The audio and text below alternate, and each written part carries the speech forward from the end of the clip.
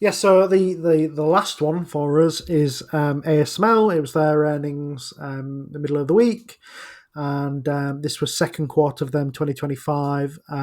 These are the figures, all in euros, and yeah, see what you think. So. Net sales was about 7.7 billion, which is a slight decrease from sort of 7.74 billion in Q1 2025. So that was obviously the last quarter. Installed base management sales came in at 2.1 billion. That was an increase from 2 billion in the previous quarter, indicating that they had better service and better field option sales. Or at least the market in those is improving. In terms of sales, new lithography units sold 67 units. That's down from 73 units in the last quarter. And 9 old units sold or used systems sold, which was an increase from 4 units. Now, they sound like not much, but you've got to remember these things sell for like a couple of 100 million ago, usually, so depending on what machine they were. So, yeah, that's quite significant. Net bookings was 5.5 billion, which is a significant increase from 3.9 billion in the last quarter. So, yes, strong new orders coming through. Gross profit of about 4.1 billion. It was a slight decrease of about 4.18 billion in the last quarter, which gives you gross margin about 53.7 versus 54. About 2.3 billion in net income, which is roughly similar to what they did in the quarter before. If you want that in earnings per share, it was about €5.90, down from about €6 in the previous quarter.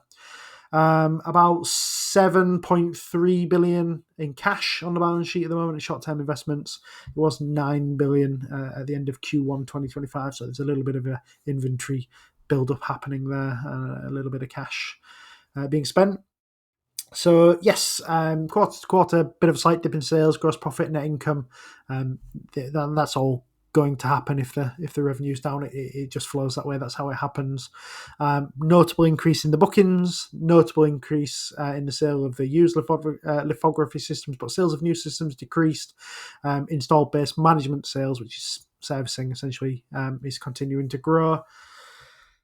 I thought this was all fine for Q2. It's all pretty much in line with what was expected. The issue came really late on in the back of the call when they said, looking to 2026, and by the way, the ASML earnings call live is like watching ITN News. It's like they've nicked the old ITN News desk and they all stand around it like they're on some kind of news panel show. It's very bizarre. I'm not sure why it's like that. It's very European.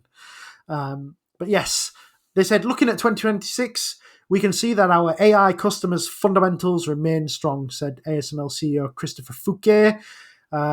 At the same time, we continue to see increasing uncertainty driven by macroeconomic and geopolitical developments. Therefore, whilst we prepare for growth in 2026, we cannot confirm it. And that sent what was a pretty good report, Steve, a largely in-line report, to mass panic.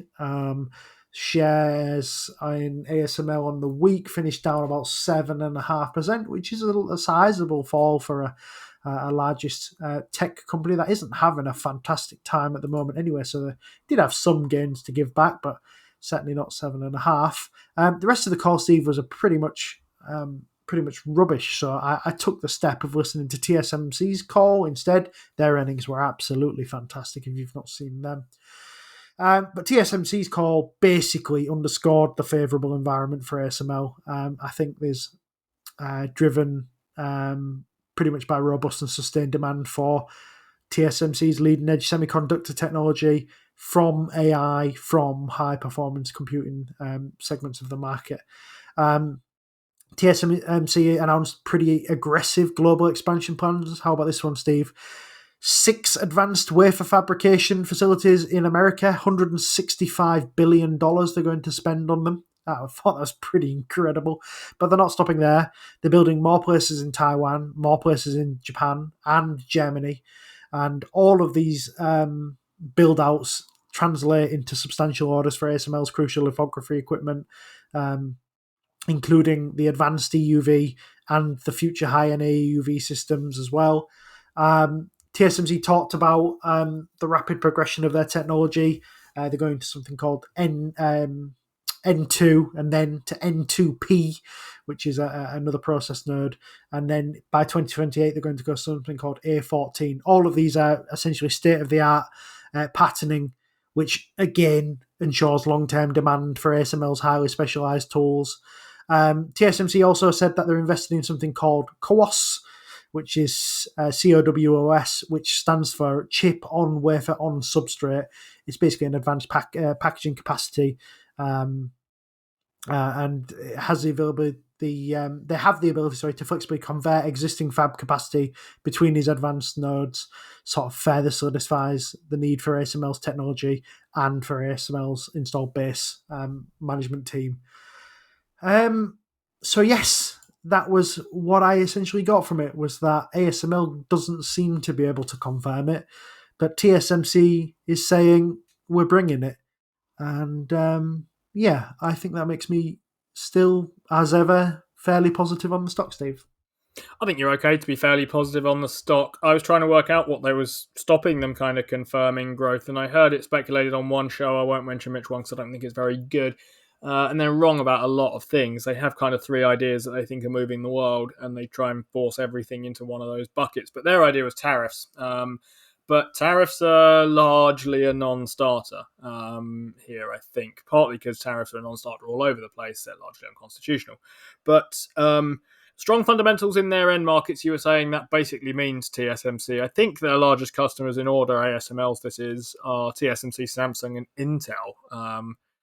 Believe it or not, I haven't paid any attention to Intel at what's going on there just lately, and that's probably no bad thing. But strong fundamentals at Intel sounds like a contradiction to me right now, or at the least an obviously false statement. But yeah, while TSMC is growing, it's a feature that they're going to need more ASML machines. And as we've pointed out several times, just to remind people of what you said last time when I discussed this with you, there is no competition, and competition on the way is hard to find because ASML has, in some cases, outright ownership, in some cases, preferential agreements with huge parts of the supply chain that come from quite long-term business relationships that mean they're not kind of going anywhere else in the near future here. It would be very difficult to match the kind of, I mean, it's essentially, if you really simplify this stuff, I think it comes down to light sources and lenses, one way or another, for trying to etch patterns onto stuff. And I think finding replicas for that is nearly impossible. So we will see. Constant talk about people come up with different systems, but by that point they could well be on to the next thing. It's not difficult to be bullish on ASML kind of over the long term, and if the only thing to worry about there is a slightly, hesitant set of forward guidance maybe, then I think you're in pretty positive mode. I mean, it's not so long ago, by the way, we mentioned bookings are higher here. It's not so long ago that ASML was dropping fairly, might be about a year ago perhaps, but ASML was dropping sharply on account of the backlog was now only, I can't remember, I'm going to make the numbers up slightly here, but 3.5 years rather than 5 years or something. And we said at the time, long time till this becomes a problem, long time to rebuild these kind of supply backlogs here. But seeing bookings higher is a positive sign in that regard. It isn't apparently helping the stock any at this point. Steve, how near are you to buying this thing? I mean, it's a big part of your portfolio. It's a less big part than it was at the start of the week, presumably, because not everything's gone down at that rate. So one sort of wonders here, is this in territory where if it runs off again, are you going to be cross that you didn't buy it? Probably, but also happy because it is a massive part of the portfolio already. I don't know, really, to be honest with you, Steve. I think on the chopping block for me at the moment is Airbnb. I think we've mentioned it a couple of times before, and we've spoke about it off air as well, Steve. And if that money was to come free, then there's definitely a place for buying up more ASML and other things that we've talked about today, really, Wise and Ashtead Technology, and even things like Renishaw as well. Yes, they're all on the list of things that I would be interested in buying. Now, I'm going to give a small plug to our Substack, because the next thing I think that's going to be up there probably next week will be a story on ASML, which I've written. And I basically tried to dumb down the process of ASML to a thing that we could all understand. But I'm just going to give you a little reading from that bit, just so hopefully it gives you the idea of how crazy ASML's kind of technology is. So it basically, the machine that broke physics essentially comes from this precision mirror that they've had to create. And the sort of precision required to build these are beyond human comprehension. So, if you took one of these mirrors that's in an ASML machine, you scaled it up to the size of Germany, a pretty large scale up. The largest imperfection that you would see on that mirror would be smaller than a marble. These machines don't just push the boundaries of what's possible; they obliterate them and rebuild physics on the other side. One of the bits I wrote about is basically about how they work. So to understand just how extraordinary ASML's achievement is, consider the absurd complexity of their process. Every chip in your phone, laptop, and car was created using a machine that fires lasers at droplets of molten tin smaller than the width of a human hair. The laser blast vaporizes the tin at temperatures hotter than the surface of the sun, creating plasma that emits light with wavelengths so short they can etch a pattern just a few atoms wide. This light then bounces off mirrors so precisely manufactured that they make the Hubble Space Telescope look sloppy. The entire process happens in a vacuum chamber, with components aligned to tolerances measured in fractions of nanometers.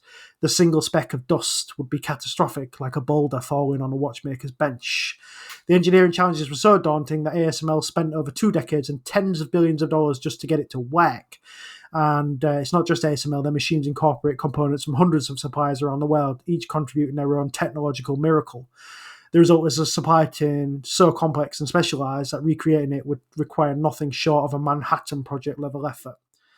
That's one of my scribblings next week on playingfootsie.substack.com. There's a lot more in there about the geopolitical issues, a little bit more about the technology and the sort of origins of ASML. But I hope that gives you kind of a flavour of this thing has a fucking big moat that's impossible to, I think, for people to get over. Not just people, countries too. Yeah, it's an immensely complicated bit of engineering, and there's a reason why they're out there on their own. Partly because of skewering the supply chain, which doesn't hurt, to be honest. But in some cases, it's easy to underestimate the extent to which, like, really high technical abilities creates its own moat here. Which, look, even if you theoretically could, you still kind of practically couldn't. And in ASML's case, it's not even clear that you theoretically could or legally could, I guess, in these cases. So another one for me to be interested in then in that case, even if you're not buying it. But I mean, I was going to say I only have so much money. I currently don't have any money at all for investing. And it wouldn't hurt, in my case, for some of this stuff to run up a little bit by the time I next get around to buying, which for me will be sort of start of next month, a fortnight away, realistically. Hoping for a better buying month in August, but we will see what happens. And you've been watching a segment from the Playing Footsie Show, brought to you in association with our favourite broker, Trading 212. For the full version of the show, check us out on Spotify, Apple, or wherever you get your podcasts. And if you open a new account with Trading 212 using the link in the description, there's a free fractional share in it for you. Just make sure that you use the code FTSE when you sign up. Terms and conditions apply, and do remember that when investing, your capital is at risk.